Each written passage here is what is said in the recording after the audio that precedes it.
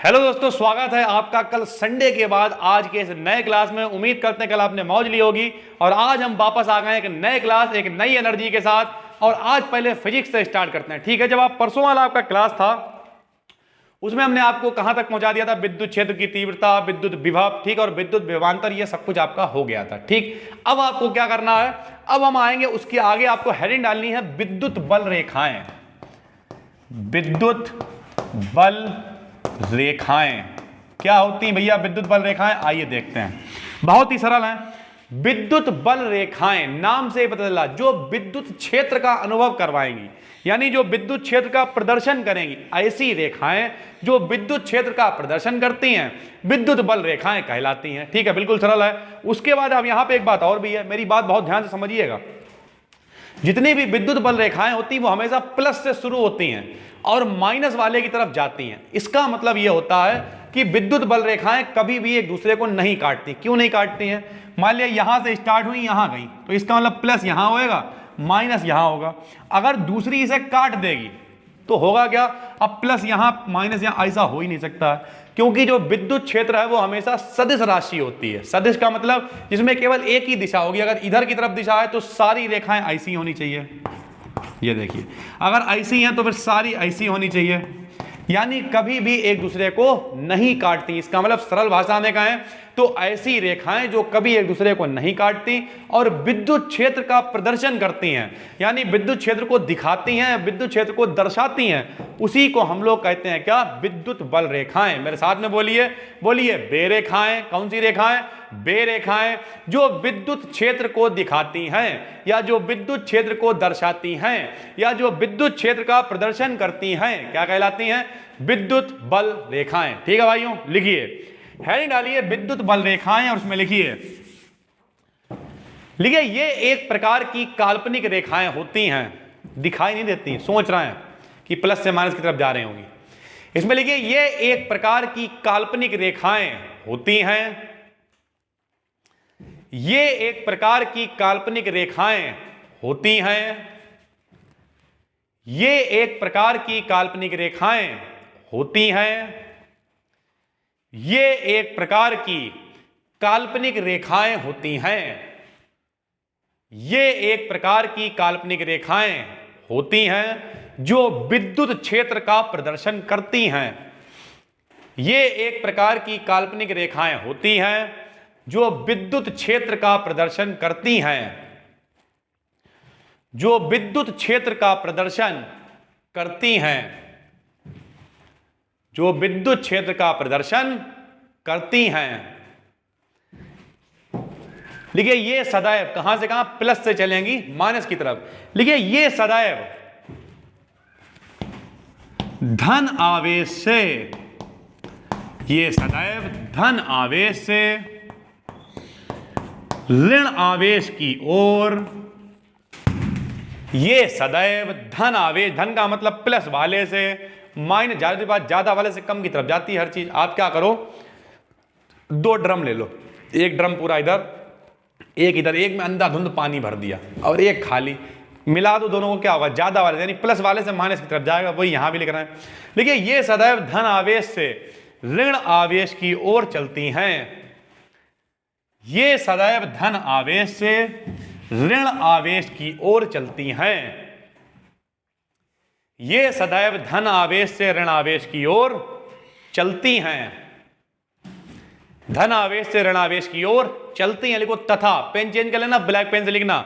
बहुत बार पूछा जाता है दो बल रेखाएं एक दूसरे को क्यों नहीं काटती, तो यहां पे लिखेंगे, लिखिए तथा, तथा दो विद्युत बल रेखाएं, तथा दो विद्युत बल रेखाएं एक दूसरे को नहीं काटती, तथा दो विद्युत बल रेखाएं एक दूसरे को नहीं काटती। दो विद्युत बल रेखाएं एक दूसरे को नहीं काटती। लिखिए क्योंकि यदि ये काटेंगे, अभी हमने आपको बताया, मान लिया इन्होंने काटा तो दिशाएं कितनी हो जाएंगी? दो, एक इधर की तरफ, एक इधर की तरफ। ऐसा हो नहीं सकता है क्योंकि दिशा हमेशा एक, क्योंकि हमने आपको लिखाया था विद्युत क्षेत्र की तीव्रता सदिश राशि है, ठीक है। तो लिखिए दिशाएं, क्या लिखा? कभी एक दूसरे को नहीं काटती। लिखिए क्योंकि यदि ये काटेंगी, क्योंकि यदि ये काटेंगी तब विद्युत क्षेत्र की दो दिशाएं हो जाएंगी, तब विद्युत क्षेत्र की दो दिशाएं हो जाएंगी, जो कि असंभव है। तब विद्युत क्षेत्र की दो दिशाएं हो जाएंगी, जो कि असंभव है। विद्युत क्षेत्र की दो दिशाएं हो जाएंगी, जो कि असंभव है, जो कि असंभव है। ठीक है, हेडिंग डालिए बिंदु आवेश के कारण। बहुत ही सरल है, यह भी अभी आपको दिखाते हैं। बिंदु आवेश के कारण विद्युत क्षेत्र की तीव्रता, छोटा सा ये डेरिवेशन इस साल का आपका पहला फिजिक्स में। बिंदु आवेश के कारण विद्युत क्षेत्र की तीव्रता, बिंदु आवेश के कारण विद्युत क्षेत्र की तीव्रता, बिंदु आवेश के कारण विद्युत क्षेत्र की तीव्रता, बिंदु आवेश के कारण विद्युत क्षेत्र की तीव्रता, बिंदु आवेश के कारण विद्युत क्षेत्र की तीव्रता। ठीक है, जरा सुनिए, हमने आपको कल कराया था, ठीक, कल जाते जाते आपको कराया था फॉर्मूला विद्युत क्षेत्र की तीव्रता का क्या होता था, बताइए। E बराबर F/Q0, सबने पढ़ा है भैया। 3 बताए थे, याद करो। एक विद्युत क्षेत्र की तीव्रता था, दूसरा कौन सा था, विद्युत विभव था, तीसरा कौन सा था, विद्युत विभवांतर था। टोटल कितने थे, 3। उसमें से विद्युत क्षेत्र की तीव्रता को क्या कहते थे, इलेक्ट्रिक फील्ड इंटेंसिटी। लिखते थे काय से, ई से। फॉर्मूला E बराबर F/Q0, E बराबर F/Q0, E बराबर F/Q0। रुके रहो, एक और भैया पहले दिन नियम पढ़ाया था। कौन सा नियम, कूलाम का नियम। कौन सा नियम, कूलाम का नियम। क्या होता था, F बराबर 1/4πε0 Q1 Q2/R²। ठीक, हमने क्या किया, जरा देखिए, यहां हेडिंग पढ़ी है बिंदु आवेश के कारण विद्युत क्षेत्र की तीव्रता। यानी हमें कोई बिंदु आवेश लेना, बिंदु मतलब छोटा सा आवेश। जरा देखिए, हमने माना यहां पर एक बिंदु आवेश है Q, सब लोग देखें, कह रहा बिंदु आवेश के कारण, तो हमने एक बिंदु आवेश क्या ले लिया भाइयों, Q। ठीक, इससे माना R मीटर की दूरी पर, जरा देखते रहे, रटने का कोई चक्कर नहीं है। R मीटर की दूरी पर एक और हमने परीक्षण आवेश मान लिया Q0। ये देख लिए भैया, इस बिंदु आवेश को माना और इसके परीक्षण करने के लिए R मीटर की दूरी पर एक बिंदु मान लिया Q0। जरा देखिए कैसे हमने लिखा, यहां पे कोई नाम दे दो, इसे दे दो बिंदु O और इसे दे दो पॉइंट P। ठीक, तो जरा देखिए, माना बिंदु O पर, चित्र में देखिए, लिखिए बिंदु O पर विद्युत क्षेत्र में एक बिंदु आवेश, क्या माना हम लोगों ने, बताइए, Q। एक बिंदु आवेश Q स्थित है, एक बिंदु आवेश Q स्थित है, एक बिंदु आवेश Q स्थित है। हम लोगों ने ऐसा क्यों किया, क्योंकि हेडिंग क्या है, बिंदु आवेश के कारण विद्युत क्षेत्र। तो बिंदु आवेश हमने क्या मान लिया, बताइए, Q। इससे R मीटर की दूरी पे क्या माना, परीक्षण आवेश Q0, तो लिखा इससे स्मॉल r मीटर की दूरी पर, इससे स्मॉल r मीटर की दूरी पर एक बिंदु P है, एक बिंदु P है, जिस पर परीक्षण आवेश, हमें केवल आपकी सहायता के लिए लिखना है। कुछ लोग कह रहे हैं मैं समझ नहीं आ रहा, आप इतना गंदा क्यों लिख रहे हैं, क्योंकि हमें लिखने में कोई इंटरेस्ट नहीं है। आप इंटर में सुन के लिखिए, जिस पर परीक्षण आवेश Q0 स्थित है, Q0 स्थित है। यहां पे कुछ रटने की तो बात है नहीं, जरा सुनो। एक बिंदु आपने क्या माना है, O। बिंदु क्या माना है, O। यहां पे आवेश क्या माना, Q। इससे दूरी कितनी मानी, R। एक बिंदु आवेश क्या माना, Q0। ठीक, तो हमने वही लिख के दिखा दिया कि माना बिंदु O पर, माना बिंदु O पर विद्युत क्षेत्र में एक बिंदु आवेश Q स्थित है, इससे R मीटर की दूरी पर एक परीक्षण आवेश Q0 स्थित है। लिखिए तब कूलाम के नियम से,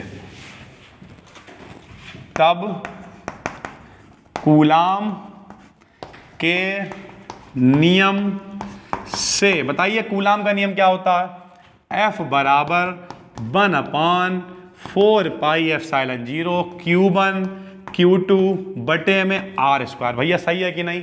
हम आपको उस दिन से बता रहे हैं लगने वाला बल आवेशों के गुणनफल के समानुपाती, बीच की दूरी के वर्ग के व्युत्क्रमानुपाती, यही तो नियम निकाला था, भूल गए क्या यार? तो लेकिन यहां पे देखिए, यहां पर Q1 होता है, हम लोगों ने क्या मान रखा? Q। तो Q1 नहीं लिखेंगे बल्कि क्या लिखेंगे? Q। यहां पे Q2 होता, हम लोगों ने Q2 नहीं मान रखा बल्कि क्या माना? Q0। तो हम लोग भी यहां पे क्या लिखेंगे? Q0। यानी हो गया Q0 और बटे में आर स्क्वायर। ये क्या निकल आया? F। लेकिन अपनों ने हेडिंग क्या डाली है? विद्युत क्षेत्र की तीव्रता निकालनी है। तो तीव्रता के लिए फार्मूला बताया कल आपको, लिखेंगे तब विद्युत क्षेत्र की तीव्रता, क्या फार्मूला होता है तीव्रता का? बताइए भाई लोग। E बराबर F अपान Q0। मेरे भाई F का मान कितना रखोगे? 1 upon 4 pi epsilon 0 Q0 upon R square. और नीचे क्या चल रहा बताओ? Q0। बोलो, एक Q0 से एक Q0 क्या हो जाएगा? कैंसिल। यानी E का मान आएगा 1 upon 4 pi epsilon 0 Q upon R square. ये भैया प्रूव हो गया। डब्बे के बाहर तीव्रता का मात्रक कल बताया था न्यूटन प्रति कूलाम होता है, तो डब्बे के बाहर रख दिया न्यूटन प्रति कूलाम। पहुंच जाओ भाई, कोई डरने की जरूरत नहीं। सबसे पहले कूलाम के नियम से ये लिख दिया और विद्युत क्षेत्र की तीव्रता फार्मूला लगाइए E बराबर F अपान Q0। F का ये वाला मान यहां रख दिया, Q0 ऐसे लिखा रहने दिया, Q0 से Q0 कैंसिल हो गया, बचा 1 upon 4 pi epsilon 0 Q upon R square. ठीक है भाई, पहुंच जाइए। पहुंच गए? एक बार फिर से बता देते हैं ये छोटा सा डेरिवेशन, उम्मीद करते हैं आपको समझ में आ रहा होगा। ठीक है, आइए दिखाते हैं। हमने यहां पे लिखा, बताओ सबसे पहले क्या किया? तुम ही लोग बताओ। सबसे पहले हमने एक आवेश क्या माना? बोलो Q। इधर की दूरी कितनी मानी? R। यहां पे क्या माना? Q0। ये क्या माना? Q। ये क्या माना? Q0। बीच की दूरी कितनी मानी? R। कौन सा नियम? कूलाम का नियम। बोलो बोलो, क्या होता है? F बराबर 1 upon 4 pi epsilon 0 Q1 Q2 बटे में क्या होता है? R square. लेकिन यहां मेरे भाई Q1 नहीं बल्कि क्या है? Q। Q2 नहीं है बल्कि क्या है? Q0। फॉर्मूला क्या लगाया? E बराबर F अपान Q0। F का मान ये पूरा है, बटे में क्या चलेगा? Q0। Q0 से Q0 क्या हो गया? कैंसिल। फाइनली आया क्या? E बराबर 1 upon 4 pi epsilon 0 Q upon R square. यानी आपको दिमाग में ये रखना है कि हम लोग कर क्या रहे हैं। तो दिमाग में भैया जब आप ये रखोगे तो आपको पता चल जाएगा हम लोग क्या कर रहे हैं। क्या कर रहे हैं हम लोग? बताओ। हम लोग निकालना है E का मान, यानी विद्युत क्षेत्र की तीव्रता निकालना है।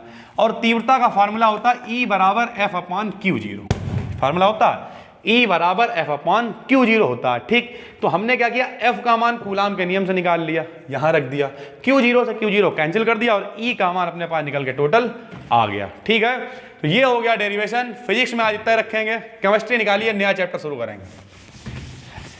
केमिस्ट्री निकाल लो भाई, नया चैप्टर शुरू होगा कल। इसमें चाहो तो आप हेडिंग डाल लो विद्युत द्विध्रुव। फिजिक्स में कल से विद्युत द्विध्रुव शुरू होगा और लगातार 4 डेरिवेशन, अच्छी स्थिति, निरक्षीय स्थिति, फिर विद्युत विभव अच्छी स्थिति और विद्युत विभव निरक्षीय स्थिति। 4 डेरिवेशन लाइन से, फिर घुमाने में किया गया कार्य, बलागुण, अंधाधुंध डेरिवेशन आने वाले हैं। चिंता मत करना, भले एक दिन में एक डेरिवेशन होगा लेकिन मजा बहुत आएगा, ये आप देख लीजिएगा। ठीक है, बताते जाएंगे क्या क्या इंपॉर्टेंट है। एक एक दिन में एक एक डेरिवेशन आपको कराएंगे। ठीक, कोई भी टेंशन लेने की आवश्यकता नहीं है, परेशान होने की आवश्यकता नहीं, रिलैक्स रहिए। देखिए अभी कितना मजा आने वाला है। खैर आइए वापस आ जाओ, वापस बस बस अब आ जाओ जरा। केमिस्ट्री में नया चैप्टर शुरू करेंगे, बिलियन।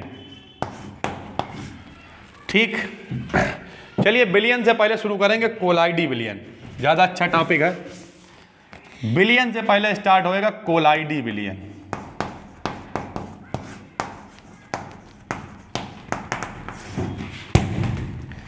इसी को हम लोग कहते हैं पृष्ठ रसायन।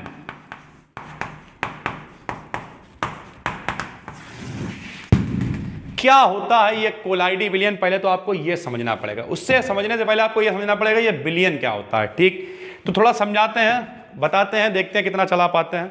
बिलियन क्या होता है जरा समझिए। बिलियन क्या होता है? जो घुलता है वो विलय। मेरे ही भाषा में बोलना तो अच्छे से याद आएगा। जो घुलता है वो विलय, कोई लिखिएगा नहीं, सिर्फ समझना। जो घुलता है वो विलय, जिसमें घुलता है विलायक, और मिला के बनता बिलियन। जरा मेरे साथ में बोलोगे तो मजा आएगा। बोलो, जो घुलता है वो विलय, जो घुलता है वो विलय, जो घुलता है वो विलय, जिसमें घुलता है विलायक, जिसमें घुलता है विलायक, और मिला के बनता विलयन, मिला के बनता विलयन। जो घुलता है वो विलय, जिसमें घुलता है विलायक, और मिला के बनता विलयन। जो घुलता है वो विलय, जिसमें घुलता है विलायक, और मिला के बनता विलयन। बोले सर जी, ओ सर जी, ये समझ में नहीं आया क्या घुलता है, क्या किसमें घुलता है। हम समझाते हैं, एक एग्जाम्पल से समझिए, अच्छे से आएगा। जैसे घुलती है चीनी, कौन घुलती है? चीनी। तो चीनी क्या हो गई? विलय। चीनी क्या हो गई? विलय। किसमें घुलती है? पानी में। तो पानी क्या हो गया? विलायक। क्या बनता है? शरबत। क्या बनता है? शरबत। तो शरबत क्या हो गया? विलयन। पहले मेरी बात पूरी तरह कायदे समझिए। हमने आपसे क्या कहा? जो घुलता है वो विलय, जिसमें घुलता है विलायक। बोले सर जी, मान लिया हम तो चीनी को पानी में नहीं घोलेंगे, हम तो नमक को दूध में घोलेंगे, तब भी तो, हाँ तब भी कोई दिक्कत नहीं। आपने किसे बोला नमक, तो नमक क्या हो गया? विलय। काहे में बोला? दूध में, तो दूध क्या हो गया? विलायक। जो भी तुमने बनाया हो, हमें तो नहीं मालूम क्या बनता नमक दूध में घोलने से। तो कुल मिला के सीधी बात, हमने आपको ऐसा एग्जाम्पल दिया जो आपकी समझ। जैसे रुआबजा मिला लेते हैं, तो रुआबजा मान लिया कम डाला तो वो विलय हो गया, पानी में डाला तो पानी विलायक हो गया, और क्या बन गया? शरबत। तो शरबत क्या हो गया? विलयन। ठीक, थोड़ी बात मेरी ध्यान से समझिए, थोड़ा और समझाते हैं इसके अंदर घुस के, फिर कोलाइडी विलयन की तरफ चलते हैं। हमने आपको बताया जो घुलता है वो विलय, ठीक। जैसे घुला कौन? चीनी। तो चीनी क्या हो गई? विलय। जिसमें घुलता है विलायक, किसमें घुली? पानी में। तो पानी क्या हो गया? विलायक। क्या बना? शरबत। तो शरबत क्या हो गया? विलयन। अब आपको बताते हैं, विलयन भी दो तरीके के होते हैं।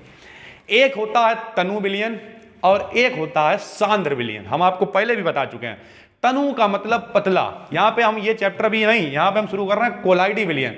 लेकिन कोलाइडी विलयन से पहले आपको विलयन को समझना पड़ेगा, तभी समझ में आएगा ये कोलाइडी विलयन है क्या। तो ध्यान से समझिए। हमने आपको क्या बताया? पहले बताओ विलयन क्या होता है। जो घुलता है वो विलय, जिसमें घुलता है विलायक, मिला के बनता विलयन। घुली कौन? चीनी। चीनी क्या हो गई? विलय। किसमें घुली? पानी में। पानी क्या हो गया? विलायक। क्या बना? शरबत। शरबत क्या हो गया? विलयन। ठीक है। इसका मतलब यह है कि जो घुलता है वो विलय, जिसमें घुलता है विलायक, मिला के बनता है विलयन। मतलब चीनी, पानी, शरबत। ये बात हम आपको बता रहे हैं। अब अंदर आते हैं। मान लिया किसी ने क्या किया? पानी बहुत ज्यादा डाल दिया, एक ड्रम भर के पानी ले लिया, एक ड्रम भर के पानी ले लिया, और चीनी बहुत कम डाल दी। तो अब जब चीनी बहुत कम, यानी विलय जो है वो बहुत कम है, विलायक जो है वो बहुत ज्यादा है, तो फिर क्या होगा? जो घुलता है वो विलय, जिसमें घुलता है विलायक। लेकिन अब कंडीशन आ गई मेरे भाई, तनु एक पतला लड़का है। हम आपको क्या बता रहे हैं? तनु एक पतला लड़का है। विलयन कितने तरीके के होंगे? दो, एक तनु और एक सांद्र। एक तनु और एक सांद्र। तनु का मतलब पतला पतला, तनु का मतलब पतला पतला, सांद्र का मतलब गाढ़ा गाढ़ा। यानी क्या है?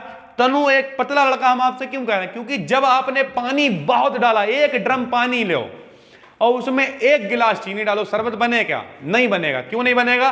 क्योंकि वो विलयन हो जाएगा। तनु, तनु का मतलब पतला। यानी जब कभी पतला पतला शरबत बनेगा तब हम लोग उसे कहेंगे तनु विलयन। कैसा विलयन कहेंगे? तनु। अब एक बोरा चीनी लो, उसमें खाली एक बाल्टी पानी डालो, क्या शरबत बनेगा? तब भी नहीं बनेगा, बहुत गाढ़ा चाशनी टाइप हो जाएगा। उसे कहेंगे सांद्र विलयन। क्या कहेंगे? सांद्र विलयन। तो हम आपको बता रहे हैं विलयन कितने प्रकार के होते हैं? दो प्रकार के। कौन कौन से? एक तनु और एक सांद्र। कौन कौन से? एक तनु, एक सांद्र। तनु कौन सा होता है? जिसमें मामला बहुत ज्यादा हो, यानी पानी वगैरह बहुत ज्यादा हो, यानी कुल मिला के विलायक ज्यादा हो, यानी सरल भाषा में कहें तो पतला हो। पतला का मतलब जैसे एक ड्रम पानी में एक गिलास चीनी। और सांद्र का मतलब क्या होता है? गाढ़ा। ये बात हमने आपको बता दी, लेकिन रुक जाइए। ये तो बात हो गई पतले और गाढ़े की, लेकिन पतले और गाढ़े तो हैं वो, लेकिन इनके अकॉर्डिंग विलयन होते हैं टोटल तीन प्रकार के। यानी इन पतले और गाढ़े जो दो विलयन हैं, इन्हें बांटा गया है तीन भागों में। कितने भागों में? तीन। और उन तीन में कौन कौन से होते हैं जरा वो सुनिए। एक होता है वास्तविक विलयन, सिर्फ सुनते रहिए क्योंकि चैप्टर पे हम पहुंच रहे हैं। एक होता है वास्तविक विलयन, एक होता है कोलाइडी विलयन, और एक होता है निलंबन। खाली आपको सुनना है, लिखना कुछ नहीं है, ठीक है। पुराने जमाने में ये दो प्रकार के होते थे। एक होते थे क्रिस्टलाव और एक होते थे कोलाइड। हम आपको बता रहे हैं, केवल सुनना है। ये चैप्टर आज से नहीं शुरू करेंगे, कल से शुरू करेंगे आराम से। अभी हम आपको समझाते हैं, खाली समझिए जरा। हमने आपसे क्या कहा, पतला और गाढ़ा तो बता दिया, लेकिन टोटल बिलियन जो पुराने जमाने में दो तरीके के चलते थे, पतले और गाढ़े के अकॉर्डिंग, उन्हें कुछ नाम तो दोगे, खाली पतला पतला थोड़ी करते रहोगे। तो पतला हो चाहे गाढ़ा हो, बिलियन को दो नाम दिए गए पुराने जमाने में। जरा सुनिए, पुराने जमाने में कहलाते थे क्रिस्टलाब और कोलाइड। बहुत पूछा जाता है, जो लोग प्रैक्टिकल देने जाते हैं आपको बताएं, आपका प्रैक्टिकल भी हम ही तैयार करवाएंगे, चार्ट बनवाएंगे, वाइवा तैयार कराएंगे, पूरी जिम्मेदारी होगी। तो उसमें क्या होगा, जो क्रिस्टलाब है, जरा सुनिए, पूछा जाता है कि क्रिस्टलाब क्या होता है, जो लोग कोलाइड बिलियन बनाते हैं। तो बिल्कुल सरल है, आप क्या कहोगे, एक पेपर होता है पार्चमेंट पेपर, ठीक है, आपने शायद ना देखा हो, अगर आप लैब में गए होंगे तो देखा होगा, पार्चमेंट झिल्ली या पार्चमेंट पेपर बोलते हैं। तो पुराने जमाने में बोला जाता था कि ऐसे बिलियन जो पार्चमेंट पेपर से छन जाते हैं, यानी छन के नीचे, जैसे शरबत है, आप पार्चमेंट पेपर में डालिए, पानी नीचे आ जाएगा, और क्या। तो ऐसे बिलियन जो पार्चमेंट पेपर से छन जाते हैं वो क्रिस्टलाब कहलाते हैं। और जो नहीं छनते, यानी ऊपर ही रुक जाते हैं, मान लिया गोंद डाल दिया, फेविकोल डाल दिया, ग्लू बोलते हैं जिसे, ये सब ऊपर से डालोगे तो नीचे निकल के नहीं आएगा छन के, जो गाढ़ा गाढ़ा है, वो सब कहलाते थे कोलाइड। यानी हम यहां पे आ गए, हम आपको बताना क्या चाह रहा है कि कोलाइडी बिलियन जो आप ये चैप्टर पढ़ने जा रहे हैं, इस कोलाइड का मतलब होता है गाढ़ा। शहद हो गया, ग्लू हो गया, लेई बोलते, समझते हो, लेई, आटे की लोग लेई बना लेते हैं गाढ़ी गाढ़ी, वो भी कोलाइडी बिलियन ही कहलाएगी, ठीक है। तो हम आपको बता रहे पुराने जमाने में बिलियन को बताया गया था दो प्रकार का, कौन कौन से, क्रिस्टलाब और कोलाइड। क्रिस्टलाब क्या होते थे, जो पार्चमेंट पेपर से छन जाते थे वो कहलाते थे क्रिस्टलाब, और जो नहीं छनते थे वो कहलाते थे कोलाइड। लेकिन जब जमाना बदला तो थोड़ा और एडवांस जमाना आया। अब एडवांस जमाना क्या होता है हम आपको बताते हैं। जैसे अगर थोड़ा कायदे की बात की जाए, पुराने ज़माने में, जैसे मेरे ज़माने में हम आपको बताते हैं, हमारा ही ज़माना था वो, हमारे ज़माने में चलता था शक्तिमान, ठीक, शक्तिमान आता था, वो भी कहीं बहुत ऐड आता था, एक हफ्ते में एक बार आता था, इंतजार करते थे, टीवी पे देखते थे। और अगर टीवी नहीं थी, मान लिया नहीं आ रही, लाइट नहीं आ रही, ब्लैक एंड वाइट टीवियाँ हुआ करती थी, तो संडे को आता था 12 बजे, तो रेडियो पे सुनते थे बैठ के, रेडियो पे खाली। अब सुनो शक्तिमान टाइप, इस समय अगर किसी बच्चे को सुनाओ, कोई सुनना चाहेगा, खास करके उससे कह दो रेडियो पे सुनो बैठ के, कोई नहीं सुनना चाहेगा। लेकिन उस जमाने में वो एक दौर था, और हमें अच्छा लगता है, गर्व महसूस होता है कि हम लोग उस जमाने के लोग हैं जिस जमाने में लोग टीवी, रेडियो, इन सब में जो है इंटरेस्ट लेते थे, और बहुत कम उनके पास काम हुआ करते। उस समय इतना काम नहीं था जिस समय, इस समय आदमी मोबाइल में, बच्चा सबसे ज़्यादा जो है वो मोबाइल है, टेक्नोलॉजी। अब टेक्नोलॉजी बहुत आगे आ गई है। जैसे हम लोगों के ज़माने में आपको बताएं कि जैसे साइकिल बहुत ज़्यादा प्रचलन था, साइकिलें चलती थी, अंदाज़ उन लोगों के पास साइकिलें, गाड़ी बहुत कम होती थी, कलर टीवी बहुत कम होती थी, ब्लैक एंड वाइट लोगों के घर में होती थी, जिनके घर में होती थी वो बहुत जलवा काटते थे। ऐसी पैनल वाली टीवी ये लगी हुई है, ये हम लेके आए थे 27,000 रुपये की, ऐसी तो फिलहाल आदमी 1 लाख की भी तब भी नहीं मिलती थी उसे। तो इसका मतलब क्या है, क्योंकि ये सारी चीज़ें तब नहीं मिलती थी, तब सुविधाओं का अभाव था। फ़ोन कौन से होते थे मेरे ज़माने में आपको बताएं, वो वाले फ़ोन थे, नोकिया वाले, उसमें सांप वाला खेल होता था, अगर सांप बहुत तेज़ी से चलता था। आप लोगों में से भी कुछ लोगों ने खेला होगा, चाहे तो मैसेज नीचे कमेंट करके बताइएगा कि कितने लोगों ने खेला। तो सांप उसमें चलता था, उसमें स्पीड भी बढ़ जाती थी। तो हम लोग थोड़ा गौए टाइप के थे, तो गौआ अगर तेज़ कर लेते तो चला ही नहीं पाते, तो हल्की स्पीड में सांप धीरे धीरे मरे मरे जाता था, और आराम से कोई काम नहीं, मतलब कुल मिला दिन भर सांप नचाते रहते थे बैठो। एक वो दौर था। फिर टेक्नोलॉजी बदली, थोड़ा सा चीज़ें एडवांस हुई। एडवांस क्या, सिर्फ वो फ्लिप वाले फ़ोन आए, उसके धीरे धीरे टेक्नोलॉजी बदलती चली गई, और आजकल हर आदमी की जेब में फ़ोन है, और फ़ोन में गेम खेलना आदमी पसंद ही नहीं करता। गेम का ज़माना चला गया। पुराने ज़माने में लोग हाई क्वालिटी मार कार वाले गेम कर लिए, सबवे सफ़र कर लिया, और ये कैंडी क्रश कर लिया, ये वो। अब यहाँ पे इतने सारे लोग, बहुत कम लोग होंगे मेरे हिसाब से जो गेम खेलते होंगे, ठीक, कोई नहीं खेलता। आदमी फेसबुक, व्हाट्सएप, टाइम मिला तो यूट्यूब, आराम से यही सब देख रहे हैं। हर आदमी यूट्यूबर हो गया। हमने पहले भी कहा था, जो कुछ नहीं करता वो पढ़ाता है, पहले नियम था ये, किसी से पूछो क्या करते हैं, पढ़ाते हैं। अब जो कुछ नहीं करता वो यूट्यूबर है, कुछ नहीं करते, चैनल बना लिया अपना, आराम से दाग फैला रहे, ठीक है। तो खैर कोई टेंशन की बात नहीं, जो है अच्छा है, टेक्नोलॉजी बदल गई है। तो पुरानी जो टेक्नोलॉजी थी, इतनी सुविधाएं नहीं थी। जब सुविधाएं नहीं थी तो क्या हुआ, खाली पार्चमेंट झिल्ली थी, उनने क्या किया, इसे डाल के देखा, बोले भैया जो छन गया वो क्रिस्टलाब है, और जो नहीं छना वो कोलाइड है, सीधी बात है। लेकिन धीरे धीरे टेक्नोलॉजी बढ़ी, और जब बढ़ी तो कणों के आकार को भी नापा जा सकता था, और नापा गया। तो तब इन्होंने कहा कि जिनका आकार 50 एंगस्ट्रॉम के कम है, 50 एंगस्ट्रॉम से कम है। अब 50 एंगस्ट्रॉम का मतलब हम आपको एग्जाम्पल भी देते हैं, समझ में आएगा। मतलब बहुत छोटा है। बहुत छोटा क्या है, जैसे चीनी लो, पानी में घोल दो, जब चीनी पानी में घुल जाएगी तो दिखेगी नहीं, बहुत छोटा आकार होगा, तो वो लोग कहलाएंगे वास्तविक बिलियन। मेरे साथ में बोलिए 3-4 बार, वास्तविक कोलाइडी निलंबन, वास्तविक कोलाइडी निलंबन, वास्तविक कोलाइडी निलंबन, वास्तविक कोलाइडी निलंबन, वास्तविक कोलाइडी निलंबन, वास्तविक कोलाइडी निलंबन, वास्तविक कोलाइडी निलंबन। नए वाले में पुरानी विचारधारा के अनुसार कितने प्रकार के? 2, crystalloid colloid, crystalloid colloid, crystalloid colloid, crystalloid colloid, crystalloid colloid. जो छन जाएंगे क्रिस्टलाप, जो नहीं छनेंगे कोलाइड, छन जाएंगे क्रिस्टलाप, नहीं छनेंगे कोलाइड, छन जाएंगे क्रिस्टलाप, नहीं छनेंगे कोलाइड। पुराने जमाने में। नए जमाने में आओ, जिनका आकार 50 एंगस्ट्रॉम से कम होगा वो वास्तविक विलयन कहलाएंगे। जैसे शरबत मान लिए, नमक का विलयन, चीनी का विलयन, ये जो घुल जाते हैं दिखाई नहीं देते हैं, वो कहलाएंगे वास्तविक विलयन या रियल सोल्यूशन। ठीक। दूसरा होता कोलाइडी, ये इंपॉर्टेंट है, यही अपना चैप्टर अभी शुरू होएगा। 50 से 2000 एंगस्ट्रॉम, कोई कुछ लिखेगा नहीं, ये हम सब लिखाएंगे, अभी समझा रहे हैं आपको। जिनका 50 से 2000 एंगस्ट्रॉम के बीच में साइज होगा। अब ये 50 से 2000 एंगस्ट्रॉम के बीच क्या है? थोड़ा सा गाढ़ा, शरबत से थोड़ा गाढ़ा क्या, जैसे शहद ले लीजिए आप। अब शहद देखो गाढ़ा गाढ़ा होता तो कोलाइडी विलयन में आ जाएगा। ठीक।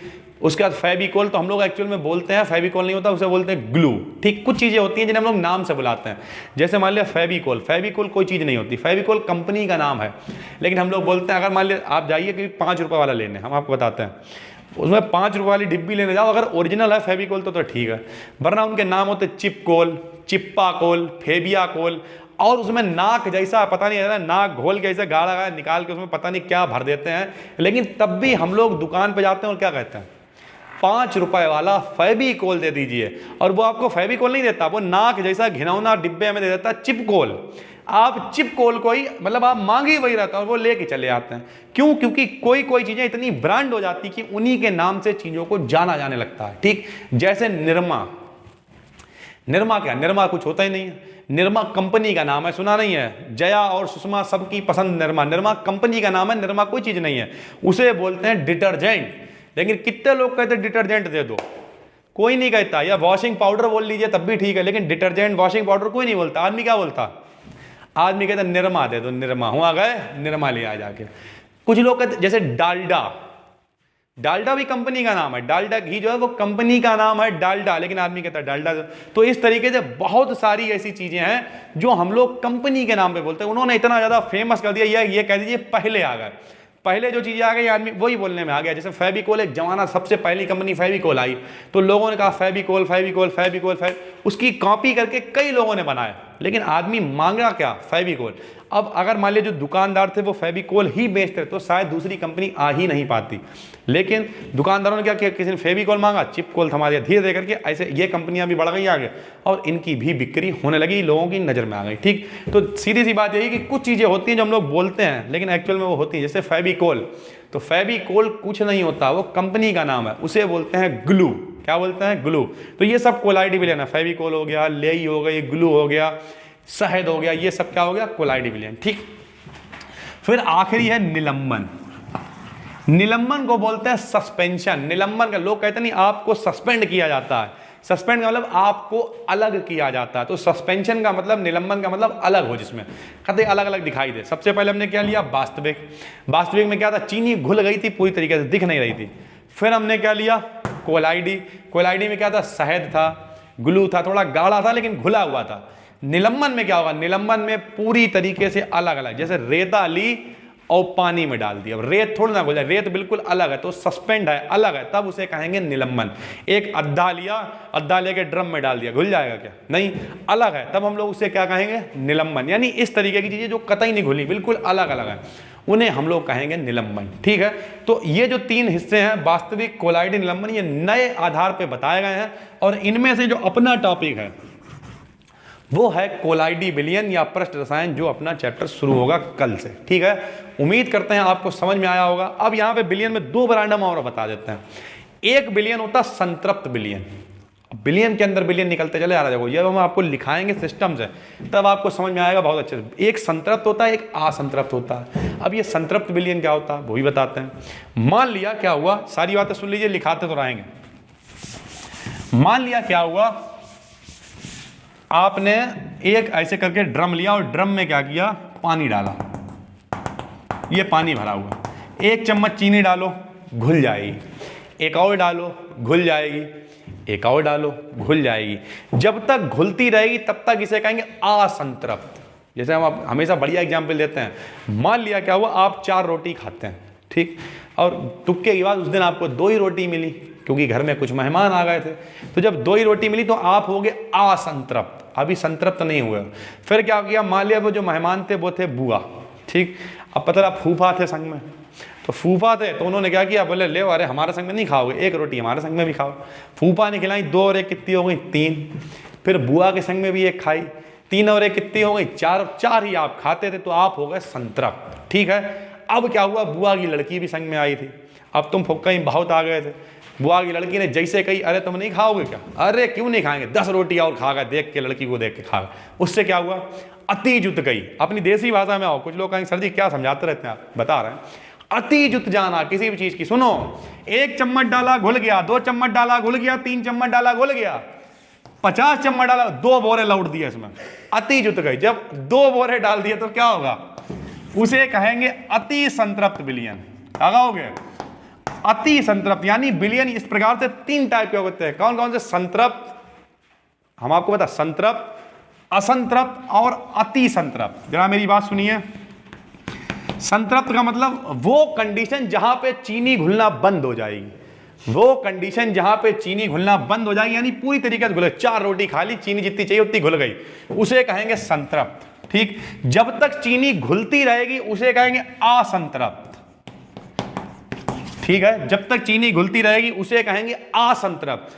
और अंधाधुंध गदर जोत कर रख दिया, मार चीनी पे चीनी अवकाश से ज्यादा डाल, तब उसे कहेंगे अति संतृप्त। तो ये भी बिलियन के ब्रांड होते हैं, संतृप्त, असंतृप्त और अति संतृप्त, ठीक है। उम्मीद करते हैं ये सारी बातें आपको समझ में आ गई होंगी। फिर मिलते हैं कल एक नए क्लास में, जब घड़ी इशारा करेगी सेम टाइम शाम को 5 बजे। थोड़ा सा आपको उसमें कराते हैं एक आध डेरिवेशन, और इसमें हम आपको कराएंगे एक नया चैप्टर। आज का क्लास इतना ही रहेगा, तब तक के लिए जय हिंद, जय भारत।